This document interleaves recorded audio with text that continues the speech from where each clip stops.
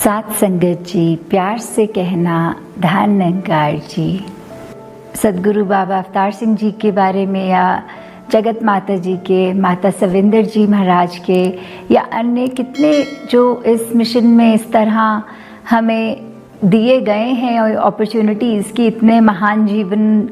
हम अपने एक्सपीरियंस करके उनसे प्रेरणा लेते हुए कितने ऐसे हम में से रहे हैं जिनको वो अपॉर्चुनिटी भी मिली है कि हम एक फ़र्स्ट हैंड वो जीवन को विटनेस किए। और बाकी अगर हमारी उम्रें छोटी हैं और वो पुरानी यात्राएं जो तय कर गए, तो उनके हम चाहे बुक्स में रीड करें या और महात्मा जो उनके उस समय हम उम्र हमें आज भी वो पास ऑन करके बताते रहे हैं कि ऐसा महान जीवन जी के वो संत गए। तो दातार यही कृपा करे हम सब पे कि कैसे ये जो जीवन की यात्रा कर गए, हम अपने जीवन में वो उनकी एक सिखलाइयों को अपना पाएँ। तो दासी को वही कुछ आज जो ध्यान आ रहा है आपसे शेयर करने का, कुछ बातें, चाहे वो राजमाता जी की बारे में हो या तो दासी वो आज उस रूप में आपके साथ साझा करना चाहेगी। तो राजमाता जी के भी जीवन में अगर हमने ये देखा कि किस तरह हम, अगर कोई भी संसार में है, कोई भी, वो हर एक को अपना एक बच्चा ही मानकर इस तरह प्यार करते थे कि वो परिवार का हिस्सा ना भी हो। हर संत उनके लिए एक बराबर, इतना उन्होंने छोटी सी छोटी बात पे ध्यान रखना कि सद्गुरु को क्या पसंद है, क्या मर्यादा है। चाहे उनके जीवन में तो उन्होंने एक परिवार के रूप में एक मदर, एक डॉटर इन लॉ, एक उस तरह देखा जाए तो ये सद्गुरु को 3 रिश्तों में उन्होंने सर्व किया। फिर भी एक जो मर्यादा बनाई रखी, एक सिखलाई देते रहे वो जीवन में। चाहे हम उनकी कोई भी विचार उठा लें, कैसे उसमें एक प्रेरणा देनी, खास करके ऐसी कुछ चुनिंदा चीज़ें जो रिपीटेटिवली बहुत समझाते थे, वो कि एक परिवार में अगर हमारे छोटे बच्चे हैं तो हमें किस तरह एक अपना कंडक्ट रखना है, एक अपने बोलचाल, अपने व्यवहार पे ये एक अपने आप को मॉनिटर करते हुए कि बच्चे तो छोटे होते हैं, वो कुछ भी सीखते हैं। हमें अपनी भाषा का किस तरह प्रयोग करना है उनके सामने, हमें किस तरह अपने आप को एक उस तरह जीवन में ढालना है कि बच्चे अगर कल को ये चीज़ ऑब्ज़र्व करके करें तो हम उन पे उंगली उठाएंगे कि ऐसा मत करो, तो वो तो यही कहेंगे आपसे ही सीखा है। तो कैसे हम खुद अपने आप को सुधारें। और इसका एक आसान जो सल्यूशन माता जी ने सिखाया वो ये कि अगर हम हर परिवार के सदस्य में एक अपने मदर, अपने फादर, अपने हस्बैंड, वाइफ, बच्चे या कोई भी रिश्ता, आगे अपने फ्रेंड्स या सोसाइटी में जिसके साथ भी हम हैं, तो उनमें अगर वो रिश्ता ढूंढने की बजाय ये याद रखें कि ये निरंकार स्वरूप है, ये महापुरुष है, ये ब्रह्मज्ञानी है, तो अपने आप फिर हमसे कोई ऐसे बोल भी नहीं निकलेंगे, कोई व्यवहारिक टोन भी हमारी ख़राब नहीं होगी, ऊंची नीची नहीं होगी, जब तक ये बात याद रहेगी कि सामने जिससे बात कर रहे हैं वो स्वयं ब्रह्मज्ञानी है। तो कैसे हम अगर ये बात को ही पहले प्राथमिकता दें कि हर सदस्य घर का ब्रह्मज्ञानी रूप मान के निरंकार का, वो एक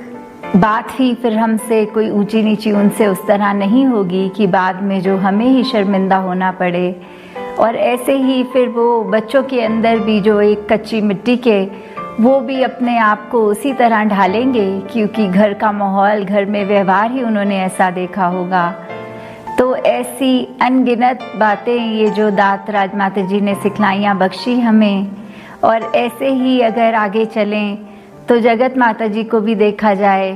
तो कैसे उन्होंने भी फिर इस तरह, जहाँ कोई भी महापुरुष संत आए उसको आते ही उस समय तो चाहे अगर कोई यात्रा करके आए तो आज के मुकाबले वो ट्रांसपोर्ट भी उस तरह सहूलत का नहीं होता था। तो पहले कैसे आते ही उन्होंने भी एक देखना कि कुछ खाना खाया हुआ है महापुरुषों ने, नहीं खाया तो तुरंत खुद ही सेवा में लग जाना, खुद ही वो उस रूप में एक खाना भी देना, कुछ उस समय अगर कोई एक दो वस्त्र लेके ही अपनी यात्रा चल रहा, मैले कुचैले कपड़े,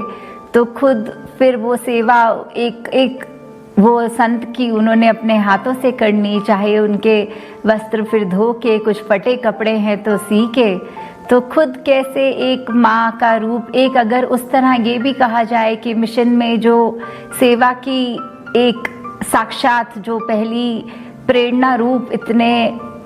ऊंची पदवी अगर उस तरह देखा जाए रिश्तेदारी, तो उनकी एक गुरु की वाइफ बोला जाए, तो भी कैसे अपने आप को सिर्फ और सिर्फ अपने गुरु का गुरसिख ही मानकर एक वो सेवा भाव रखा, कोई मन में भाव नहीं आने दिए कि कौन आ रहा है, क्या बैकग्राउंड रहा है उस व्यक्ति का, नहीं, सिर्फ उसमें एक संत देखकर एक सेवा का भाव उसकी तरफ जो उन्होंने किया। और उसी तरह अगर हम शहंशाह जी की भी बात करते हैं, बाबा अवतार सिंह जी की, तो वो जो एक दोहा है वो बिल्कुल ही अप्रोप्रिएट, चाह गई चिंता मिटी मन मा बेपरवाह,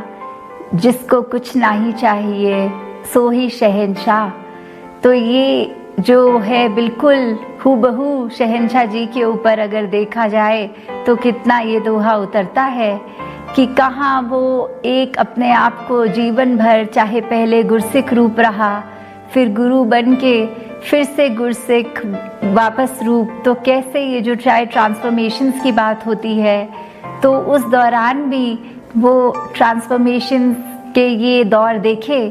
कि कैसे उन्होंने एक गुरसिख रूप में भी हर एक को यही सिखाया, सेवा भाव रखते हुए कि कैसे एक सेवा की जाती है, वो जो चज वर्ड होता है कि सेवा की जाच सिखाई, तो कैसे एक उस रूप में भी देखा जाए तो चाहे वो बाबा गुरबचन सिंह जी महाराज के भी आगे फिर अनुयायी बन के रहे, और दासी ने तो यहाँ तक जो महापुरुष बताते हैं पुराने कि ऐसा उस समय भी कि चाहे वो सदगुरु खुद रहे, उसके बाद क्योंकि गुरसिख बन गए तो मन में कोई अपनी वो भावना नहीं, एक अपने आप को सेवक मानते हुए ही कि तब अगर बाबा गुरबचन सिंह जी ने भी बुलाया किसी बात करने के लिए, तो जो भी टाइम दिया गया उससे आधा घंटा पहले पहुंचना कि गुरु को मेरी वेट ना करनी पड़े, वो हम पहले सेवादार खुद खड़े हों, और फिर वो जो टाइम है उससे पहले बिल्कुल वो जो कद्र कहना, वो जो सिखलाई बाकियों के लिए भी ये आगे बनी कि किस तरह अपने आप को पूरी तरह समर्पित करते हुए, तो ऐसे जहाँ ये हमें जीवन के इतनी अनमोल शिक्षाएं मिली, वहाँ माता सविंदर जी महाराज का भी जीवन पूरी शिक्षाओं से भरा हुआ कि कैसे हमने उस समय जब पूज्य माता जी के रूप में भी वो रहे, तो सिर्फ एक सिखलाई प्यार की, एक ममता की, उनसे हर एक से वो जो वार्मथ मिलती थी कि बहुत ही अप्रोचेबल, बिल्कुल कोई भी कुछ भी अपनी बात अगर रखना चाहे तो कैसे वो एक माँ का प्यार देते हुए समझते हुए, फिर अगर हमने वो दृश्य चाहे डॉक्यूमेंट्रीज वगैरह में भी देखे होंगे कि कभी दूध जलेबी की सेवा अपने हाथों से करके हर एक को चाहे कितने घंटे लगें, फिर भी वो अपने जब तक आखिरी महात्मा ड्यूटी का ना आए तब तक हिलना नहीं कि अभी और महात्माओं ने आना है, खुद चाहे इतने घंटे खड़े हो रहना, बिल्कुल थकना नहीं है, चाहे थकावट है भी तो इजहार नहीं करना, कैसे रात को अगर समागम पे भी सर्दियों के दिन, बारिश के दिन, तो अपनी नींद, अपना आराम त्याग के कि सभी संतों तक वो कंबल पहुंचाए जाएं कि उन्हें ठंड ना लगे, और फिर यहाँ तक भी हो जाना कि कभी दासी छोटी साथ एक बार कि एक खुद उन्होंने मोटी स्वेटर सी जो पहनी होनी और सारे कंबल ख़त्म हो गए, तो एक बच्चा बहुत ही कांपता हुआ नज़र आया तो अपने पहना हुआ ओढ़ा हुआ उसको उसमें ओढ़ दिया। तो ये बिल्कुल ही ऐसी शिक्षाएं अगर देखा जाए, चाहे वो इधर भी पता लगता है जो बात की, अगर कहीं मसूरी गए हुए पूरे टूर से वापस दिल्ली जाना, तो बहुत सारे यहाँ के फ्रूट्स या जो भी अगर भवन में भी उनके पेड़, तो ये फ्रूट लेकर एक पेटी में डाल लेने की रास्ते में, जैसे महापुरुष खड़े होते कि पता लगता है ये गाड़ियों का काफिला निकल के जाना है, तो फिर हर एक महापुरुष को वो फ्रूट भी दे देने, वो उन एक एक इतना ख्याल कि यहाँ से ही वो पैकिंग में सामान रखना कि आगे जो संत मिलेंगे उनको खाली हाथ ना एक उस तरह से रवाना किया जाए। तो उनके लिए भी वो प्यार, वो ममता, वो भाव लगते हुए, तो ऐसा जो इतना महान सेवा के ऊपर, ये भक्ति के ऊपर आधारित इतने हमारे उदाहरण मिशन के,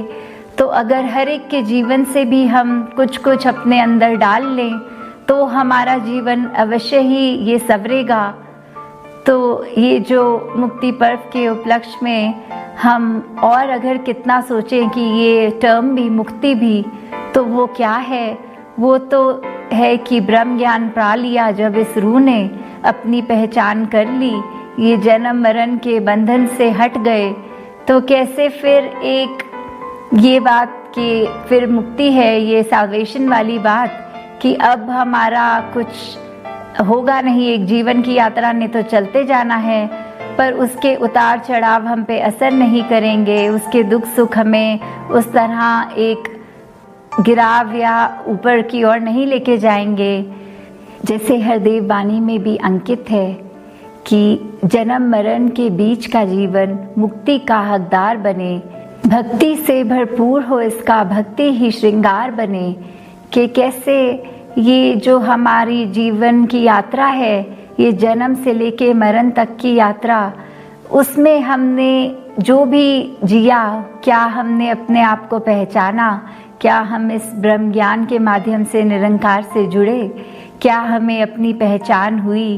क्या हमें पता लगा कि हम असल रूप में कौन हैं। अगर ये हमारे पास यात्रा में हमसे ये सफलता से हमें समझ आ गई बात, ये ब्रह्म ज्ञान मिल गया,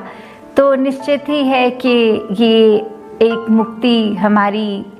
होगी ही। तो कैसे हमें पल पल, चाहे वो लगे कि हम सत्संग से बहुत जुड़े हैं, सेवा से बहुत जुड़े हैं, पर कई बार एक थॉट हमारा ऐसा सूक्ष्म सा आ जाता है जो बिल्कुल हमको एक गलत रास्ते पे डाल देता है, और फिर मन में वो चाहे अभिमान आए, चाहे वो हमारे कर्म ऐसे हो जाएं जो हमको फिर अपनी इस निरंकार से ही इतना दूर ले जाए कि उसका हम पूरा भुला देते हैं इसका एहसास। तो कैसे हमें हर पल इस निरंकार के आश्रय, इसकी एहसास में रहना है, ताकि ये जीवन जीते जीते हम ब्रह्म ज्ञान प्राप्त करने के बाद ये मुक्ति को अवश्य प्राप्त करें। और ये भक्ति वाला जीवन जो ये जीना है, वो हर पल हो कि हमारी हर चीज़ ही भक्ति हो जाए। कोई अलग से दिन का समय ना निकालें हैं जो हम कहें कि हम इतने से इतने बजे भक्ति करते हैं। नहीं, अगर हम ब्रह्म ज्ञानी हैं तो हमारी भक्ति पूरे दिन की है, हमारे पूरे जीवन की है। तो कैसे हर एक कार्य फिर सेवा सिमरन सत्संग भक्ति ही बन जाता है। घर का भी कर रहे हों, बाहर का कर रहे हों, किसी की मदद कर रहे हों, तो वो सेवा भाव बन जाता है। तो कैसे हमारा जीवन इतना सुंदर एक भक्ति का बन सकता है और हम इस मुक्ति के हकदार बनते हैं। तो यही एक शुभकामना दातार से अरदास कि दातार जिस तरह एक एक बच्चा इस मिशन का जब ब्रह्मज्ञानी है, तो फिर ये यात्रा तय होने के बाद, चाहे शुरू में देखा जाए तो ये मुक्ति पर्व भी पहले जगत माता दिवस, उसके बाद जगत माता शहंशाह दिवस, फिर प्रधान लाभ सिंह जी के बाद एक ये मुक्ति पर्व नाम जो बना दिया गया कि जो भी अब संत यहाँ के अपनी तोड़ निभाकर जब इस निरंकार में एक अपनी यात्रा पूरी करके जाएंगे, तो फिर वो हर एक संत का इस आज के दिन इस मुक्ति पर्व के साथ जुड़ा जाएगा नाम। तो हमारा जीवन वाकई ही ऐसा जीवन बने कि एक ज्ञान के ऊपर पूरे उतरें कि हर पल हम सिर्फ इस निरंकार के एहसास में हों और अपने आप के ऊपर काम करते रहें, क्योंकि कभी भी ऐसा मौका नहीं होगा कि हम एक परफेक्ट इंसान होंगे। हमारी कमियां, एक इंसान है तो साथ साथ चलती रहेंगी, पर एक ब्रह्मज्ञानी होने के नाते एक हमारा ये कर्तव्य है, एक रिस्पॉन्सिबिलिटी है कि अपने आप को अगर आज हमें पता है इतनी कमियां हैं, इतनी खामियां हैं, तो कल तक इतना ऊपर काम कर लें कि वो और थोड़ी सी कम होती जाए। तो ऐसी ये हमारी यात्रा अपने आप की बेटरमेंट की तरफ ही चलती जाए। दातार सभी पे कृपा करे कि हम एक असल रूप में, एक मूल रूप से जुड़ें और अपने जीवन को इस एक के ऊपर टिका कर, तो दातार कृपा करे कि हर समय एक भक्ति भरा जीवन हमारा हो, एक देने के लिए, संसार के लिए हम हमेशा तैयार हों, हमारे मन के भाव एक आंसू पोंछने वाले भाव हों, एक औरों को खुशियाँ देने वाले भाव हों, और ऐसा अपना जीवन को हम, ऐसी फाउंडेशन, अभी बच्चे भी छोटे, तो अब उनके लिए भी ये बाल संगत भी तभी इतनी ज़रूरी कि कैसे उसी समय से जब कच्ची मिट्टी के हैं तो फाउंडेशन तैयार इस तरह हो जाए कि इतनी वैल्यूज़ इनकलकेट तब तक हो जाएं कि जीवन में जब ये ज्ञान की प्राप्ति हो तो जीवन पहले ही एक सही रास्ते पे और फिर सुधार और होता जाए। तो दातार कृपा करे हर एक पे कि एक जीवन पूरी तरह इस ब्रह्म ज्ञान पे उतरे हर एक का, और जानबूझकर कोई भी ऐसी गलती ना हो जो एक हमें गलत रास्ते पे डाल दे। इंसान, तुम इस धरती पे आए हो तो तुम्हें अपना एक व्यवहार कैसा बनाना है। एक मनुष्य के चोले में हो तो ये मानवीय गुण, ये ह्यूमन वैल्यूज़ तुम्हारे अंदर एक होनी चाहिए, जिससे तुम सही मायने में मनुष्य तभी कहला पाओगे जब मनुष्य जैसा व्यवहार करोगे, मनुष्य जैसी सोच रखोगे। क्योंकि इस जीवन में तो आए हैं अपनी, जहाँ हर एक जिम्मेवारी, एक रिस्पॉन्सिबिलिटी को निभाना बहुत ज़रूरी होता है। अपने काम काज, अपनी एजुकेशन या जिस पड़ाव पे भी उम्र के जो भी उस तरह से एक कार्य है करने वाला, उससे जिम्मेवारी से पीछा नहीं छोड़ना है। वो करते हुए अपने जीवन में भक्ति को साथ साथ रखना है। तो ये संभव कैसे हो पाएगा कि अगर हम ये अपने दिन को, जैसे एक हमारा डेली एक दिनचर्या होती है, उसमें भक्ति को कैसे डालना है। तो बात सिर्फ यही है कि एक अगर हम अपने आप में सोचें कि क्या हमें कोई अलग समय निकालना पड़ता है सांस लेने के लिए पूरे दिन में। नहीं, हम सो रहे होते हैं तो भी सांस लेते हैं, हम कुछ खाना खा रहे होते हैं तो भी सांस लेते हैं, किसी से बात करते हैं तो भी सांस लेते हैं। तो ये कोई हमें अलग समय नहीं निकालना भक्ति के लिए, पर अपने आप को एक ऐसे उसमें नेचर में बांध लें कि हमारा चलता फिरता हर पल एक भक्ति के मार्ग पे ही हो। हमारा दिल सिर्फ प्यार करे, दिल इतना बड़ा हो जाए कि बिल्कुल नैरो माइंडेडली किसी को जज ना करें, कोई ये ना देखें कि सामने वाला मेरे जैसा नहीं दिखता, मेरे जैसी उसकी चॉइस नहीं है, वो खाता मुझसे अलग है, वो किसी और स्टेट का है, वो किसी और कंट्री का है, या उसका और भी कितने सारे रीज़न्स होते हैं जो एक बायसनेस बनाते हैं मन में। तो कैसे हमने अपने आप को ये एक तंगदिली से हटना है, इस नैरो सोच से हटना है और एक विशाल बनना है। जैसे जैसे हम अपने जीवन में अपने मन को और विशाल बनाएंगे तो वैसे ही हमारे अंदर से सिर्फ एक, हमारे मन के अंदर एक अच्छे गुण रह जाएंगे, सद्गुण रहेंगे और दुर्गुण निकल जाएंगे। तो उसको भी जो अचीव करना है तो वो एक मार्ग है जो युगों युगों से संतों ने समझाया है कि कैसे मनुष्य ये काम करना है। ये इतना आसान भी नहीं कि अगर कोई कुछ बुरा भला बोल जाए तो उसको कड़वा घूंट की तरह ऐसे पीना है और उसको रिएक्शन में कुछ उल्टा नहीं बोलना। तो ये उस समय एक कैसा होता है, तो वो एग्ज़ाम्पल भी है कि अगर आप एक किसी बोरी में अगर आटा रखेंगे तो वो बोरी में कहीं पे भी चाकू मार के देख लें तो सिर्फ वो आटे का पाउडर ही गिरेगा। तो भाव ये कि जो हमारे अंदर है वही तब निकलता है जब वो रिएक्शन की बात आती है। तो अगर हम हर एक से प्यार करते हैं, हमारे अंदर प्यार है, तो ही हर एक से कर पाते हैं। क्योंकि थोड़ी देर के लिए प्रिटेंड करना या कुछ समय के लिए तो हम अपने व्यवहार को बदल सकते हैं, पर जब अचानक से कोई ऐसी सिचुएशन आ जाती है कि हमें उसके रिएक्शन के लिए टाइम नहीं है, तो वो एक हमारा जो अपना असली स्वभाव है वही झलकता है। तो कैसे हम हमेशा एक रस रहें, एक सहज अवस्था में रहें, ये तभी होगा जब हम ये जानकारी प्राप्त करेंगे कि हम क्या हैं, हम इस दुनिया में क्यों आए हैं और दुनिया में रहते हुए क्या करना है। ये जब शरीर अपनी यात्रा पूरी करेगा, ये जब श्वास हमारे शरीर से छिन जाएंगे, तो वो हमारी आत्मा ने कहाँ जाना है। तो ये प्रभु परमात्मा, ये ईश्वर, ये अल्लाह, ये निराकार, जिस नाम से भी हम इसको संबोधित करना चाहें, जहाँ जैसी आस्था हो, तो कोई भी हम एक धार्मिक एक टेक्स्ट उठा के देखें तो सभी में एक कॉमन बात यही है कि ये परमात्मा का अंश, ये आत्मा है और इस आत्मा ने मोक्ष तभी प्राप्त करना है जब वो इस परमात्मा को जान ले। क्योंकि शरीर ने तो अपने कुछ सालों की यात्रा को ही तय करना है, वो तो लिमिटेड एक हमारे नंबर ऑफ ईयर्स हैं। तो कैसे इस इटर्नल आत्मा ने, इस परमात्मा जो हमेशा रहेगा, उससे अपना मेल करना है,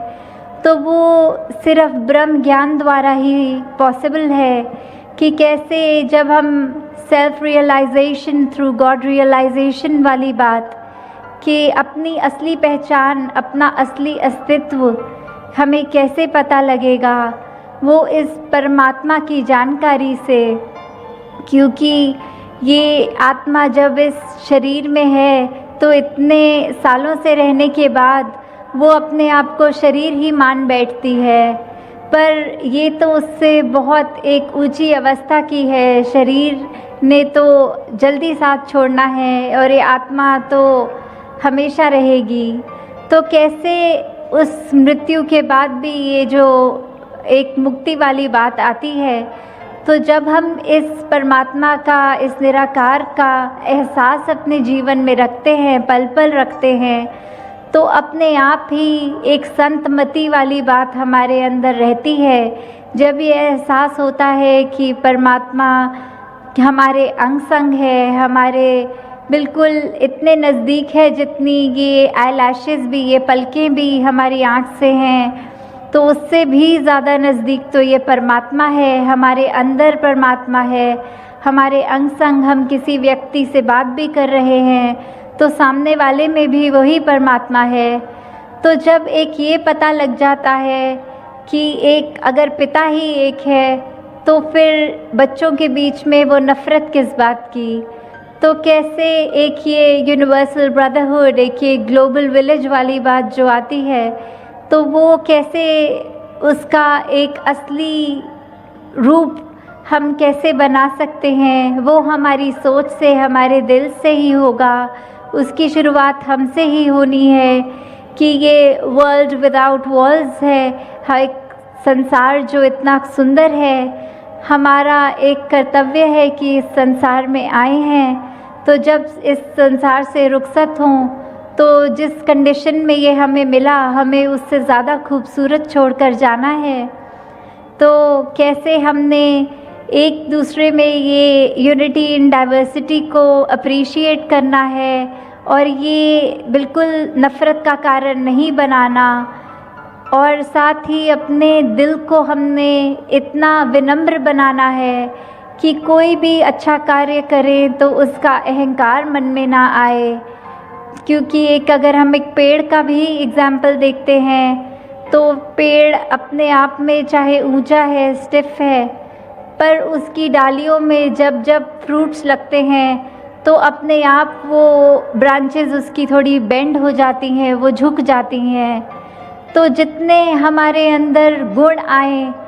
उसका नतीजा यही होना चाहिए कि हम और ज़्यादा एक हम्बल हो रहे हैं, एक और ज़्यादा विनम्र हो रहे हैं, ना कि अकड़ में आना। क्योंकि फिर वो बात यही है कि एक सूक्ष्म सा भी अहंकार अगर हमारे अंदर आ गया तो वो फिर हमारे लिए लाभदायक नहीं है। कैसे फिर हमारे जीवन में हमने एक वही बात को याद रखना है कि ये अच्छे कार्य भी परमात्मा ही करा रहा है, तो इसका श्रेय भी इस परमात्मा को ही जाता है। तो हर एक बात अगर हम अपने जीवन के उस पड़ाव से देख लें कि सिचुएशन चाहे कोई भी हो, अब आए हैं संसार में तो एक परिस्थिति ने सुख भी देना है और कोई परेशान वाली या दुख की भी परिस्थिति आनी है। तो ये एक रस होना कैसे है वो दोनों स्थितियों में, वो फिर बात यही आती है कि जब हम अपना कनेक्शन इस परमात्मा से बना लेते हैं, इस निरंकार के एहसास में रहते हैं, तो फिर ये हर परिस्थिति में ही एक शुक्राना निकलता है कि एक हमारे को क्रिब नहीं करना कि हमारी परिस्थिति ख़राब हो गई है, परमात्मा तूने हमारे को एक सिचुएशन में क्यों बांध दिया जो हमारे अनुसार नहीं है, हमारी कन्वीनियंस नहीं है इस सिचुएशन में। तो उस बात को भी फिर ऐसा देखा जाए कि ये परमात्मा शुक्र है कि ये परिस्थिति जो दी उसमें अब हम अपने आप को अपना बेस्ट पोटेंशियल यूज़ करके अपने बेस्ट वर्जन्स बन के उस स्थिति को डील करें। क्योंकि अगर परमात्मा चाहता तो वो स्थिति और बिगड़ के भी हो सकती थी। तो शुक्र है ये स्थिति ऐसी है जो है। तो अगर हर छोटी बात पे भी हम ये ध्यान दें कि ये सारे वर्च्यूज़, चाहे वो फॉरगिवनेस की बात है, वो टॉलरेंस की बात है, वो एक कोई भी हम वैल्यू को उठा के अपने जीवन में अगर लागू करें तो ही हम असली रूप में अपने जीवन को जीते हुए इस पूरे संसार के लिए वरदान हैं। अभी जो बात हमने सत्संग में सुनी भी कि एक हेल्प और एक सेवा में फ़र्क जो है, तो वो यही है कि अगर हम कुछ कार्य करके उसका थोड़ा सा भी गर्व और अभिमान मन में रखते हैं तो फिर वो निष्काम नहीं रहती। और सेवा भाव तो बिल्कुल एक समर्पण की बात है, एक निष्काम होकर ही किया जाता है। फिर वो मदद वाले भाव नहीं होते कि मैंने इस व्यक्ति के लिए कुछ किया है तो इसके मुझे भी कोई एक उसका बेनिफिट मिलेगा, दूसरा व्यक्ति भी मेरे समय में मेरी मदद करेगा। तो ये मदद वाले भाव नहीं हो, मन में सिर्फ एक परोपकार के जब भाव होते हैं तो ये कार्य हमने अपने ऊपर से ही शुरू करना है। सामने वाले को नहीं देखना कि उसका नेचर कैसा है, वो अपने व्यवहार को हमारे साथ कैसे तरह पेश आ रहा है, पर ये फ़र्ज़ हमारा है, हमने सुधार करना है तो हमने अपना ही करना है। क्योंकि ये खुशी, ये कोई भी बात है वो ज़्यादा इंटरनल होती है दैन एक्सटर्नल।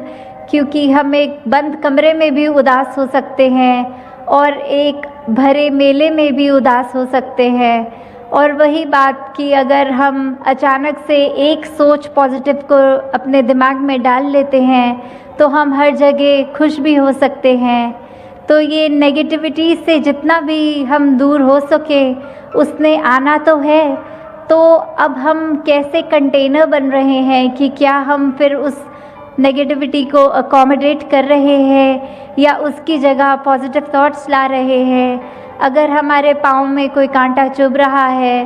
तो क्या हम उसको चुभा रहने देते हैं या कोशिश होती है कि जल्दी से उस कांटे को खींच लें ताकि आराम आए शरीर को।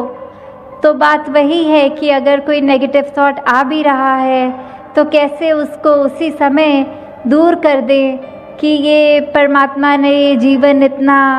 कम दिया है तो उसमें उसको बेस्ट पोटेंशियल से इस्तेमाल करें, किसी का दिल ना दुखाएं। अपने ऊपर फोकस करके, अपने ऊपर काम करके ये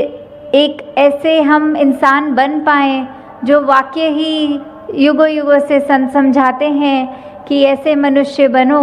जो हर एक के काम आओ। अपने आप में ऐसी, अपने नेचर में, अपनी सोच में अपनी बातें ऐसी करो कि अगर कोई व्यक्ति मिले तो वो हमसे जब मिल के जाए तो वो अपने दिमाग में ये सोचे कि इससे आज कुछ सीखने को मिला है, काश हमारा भी एक नेचर, हम भी काश इसकी तरह बन पाएँ। ना कि ऐसे कि इस व्यक्ति को देखा तो आंखें चुरा ली या अपना रास्ता बदल लिया और मन में सोचा कि अगर इस व्यक्ति को मिलेंगे तो बहुत मूड ख़राब हो जाएगा, इसने तो कड़वी बातें करनी है, इसने तो कुछ गलत ही बात बोलनी है, तो इससे मिलना ही नहीं है। तो वो चॉइस हमारी है कि हमने अपनी इस विवेक बुद्धि से, इस चेतनता को इस्तेमाल करते हुए इस प्रभु परमात्मा निरंकार के आश्रय क्या अपने जीवन में हमने सुधार करना है और क्या गुणों को अपनाना है। तो दासी और समय नहीं लेगी, 8:30 तक ही समय था और वो अब हो चुका है। तो ये बहुत अच्छा लगा आज इधर वडोदरा भी आके कि जिस तरह इस शहर का नाम अगर देखा जाए तो वो एक बैनियन ट्री के नाम से बड़ा, ये उससे मिलता है कि ये बड़ा, तो उसी तरह हम सब के अंदर भी ये सेवा भाव बढ़ता चला जाए। ये सुमिरन जो हमारी कनेक्शन है इस परमात्मा के साथ, उसको हम अपने दिल से सही मायने से करें और कैसे अपनी गलतियां बख्शवाते चले जाए परमात्मा से, और साथ ही ये सेवा सुमिरन सत्संग करते हुए अपने जीवन में इस तरह भक्ति को लाएं कि फिर वो भक्ति भी बेगर्ज हो। कुछ उस भक्ति के करते हुए हम परमात्मा से ये ना कहें कि मैं भक्ति कर रहा हूँ, इसके बदले मुझे कोई एक सर्टन चीज़ चाहिए। तो वो भी एक वो बात है कि बेगर्ज जिना दी उल्फत है और नमाज दी कीमत नहीं मंग दे। तो ऐसे सेल्फलेस होकर ये प्रेमा भक्ति वाली भक्ति करनी है जो इस परमात्मा से सिर्फ दिल का नाता रखते हुए, और जब इस परमात्मा इस इतनी स्थिर है जो ये पावर, उसके साथ जुड़ गए तो हमारा मन भी स्थिर होगा, हमारे को वो बेचैनियाँ फिर इतनी इफ़ेक्ट नहीं करेंगी, फिर हम पूरे संसार में सिर्फ शीतलता ही पहुँचाएंगे। तो हर एक को परमात्मा ये कृपा करे सब पे कि हर एक का जीवन जहाँ कैसा भी हो उसमें ये शुक्राना भाव रहे, उसमें अपनी तरफ से सामने वाले को देने के लिए इस दिल में सिर्फ प्यार रहे। तो दासी और शब्दों का सहारा ना लेके इन्हीं शब्दों से आपसे आज्ञा लेगी। सत्संगत जी, धन निरंकार जी।